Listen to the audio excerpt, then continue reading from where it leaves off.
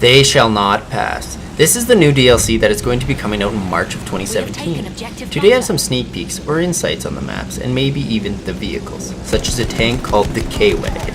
This thing measured 13 meters long and could house 26 soldiers inside.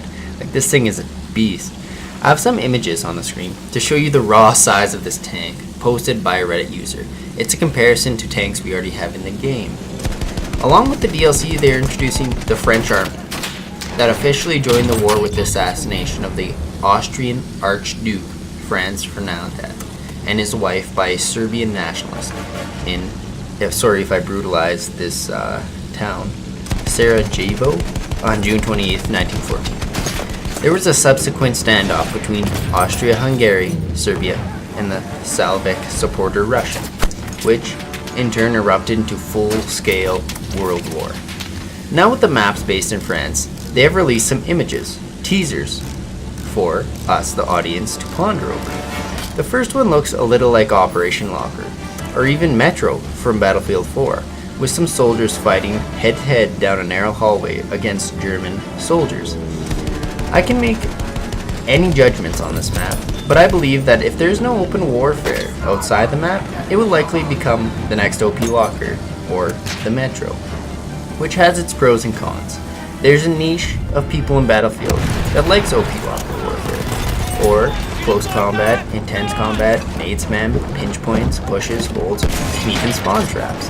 But Battlefield 1 has a better ratio from what I've been playing, a more balanced gameplay compared to its recent Battlefield 4. Along, there's the Battle of Barrage, of the Battle of Verdun, which a movie recently released covered, or where the setting was.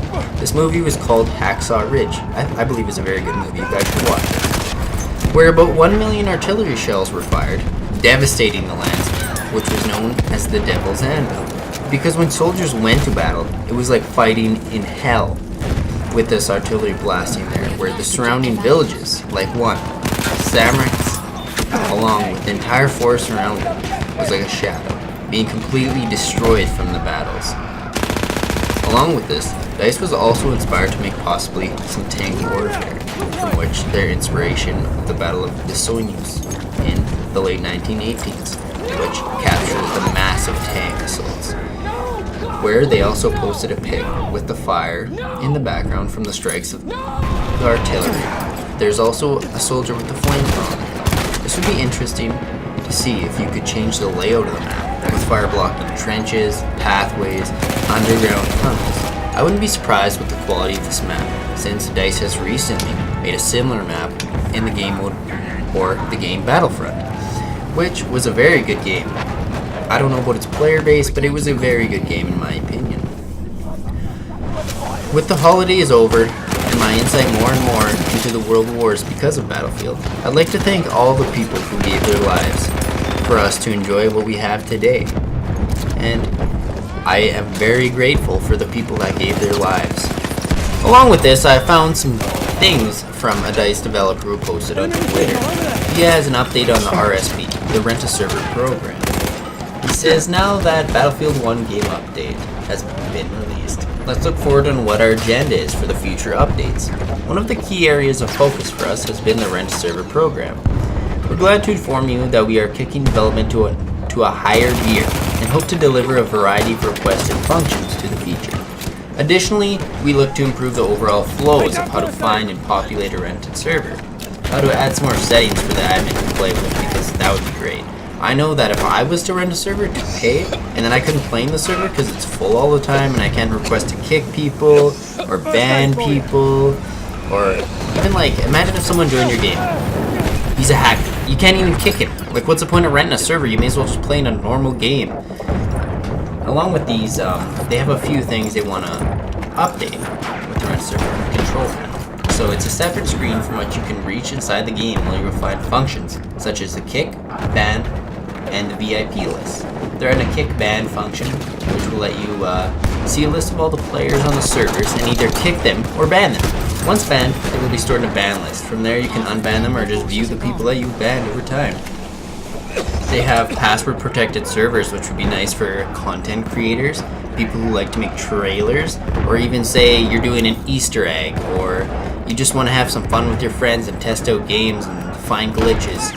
Those are things that you could do. I know there's tons of people in the community who want to have password protected servers. I would want one if I bought a server. I own one now, but it's full most of the time, so it's kind of hard. And there's a list of things that they want to implement in future updates in the settings. So they want to implement the squad leader spawn only.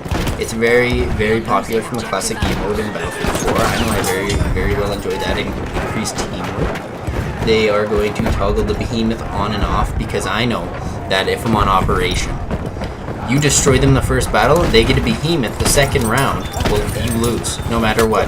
That behemoth is so strong, it almost changes the tide of the game. I know that's what it's implemented for. It's implemented to help the team that is losing. But this thing is OP, like it does crazy damage, it takes a lot of damage to take down. It's hard to take down sometimes, and almost there's no skill to defend that. And they're going to be adding a thing, which is the whole magazine reload. It was a setting previous from the hardcore versions. I know very few people used it and actually liked it, so you'll have access as an admin to turn that on and off. And they're also in efforts to address this. We're looking into giving all rented servers priority on the server browser. That means that rented servers will be displayed at the top of the server browser. There are other functions that they are planning on to redesign, but they're not ready to talk about yet. So you will learn about these things later on in the future. And guys, this is basically my video for today about the They Shall Not Pass update and a few other news. And if you guys could comment what I can improve on, I would really enjoy that if you could like the video. And thanks guys for coming out. Have a good one.